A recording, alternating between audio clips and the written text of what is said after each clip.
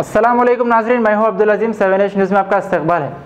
Anantapur district Kadiri में एक तेज़ रफ्तार बस पलट जाने से 2 अफराद मौके वारदात पर हलाक हो गए और 10 लोग शदीद ज़ख्मी हैं।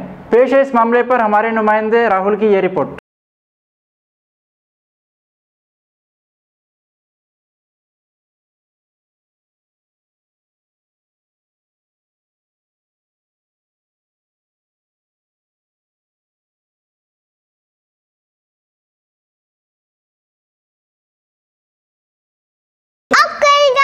अपडेट तो लाइक कीजिए, शेयर कीजिए, चर्चा करना ना भूले।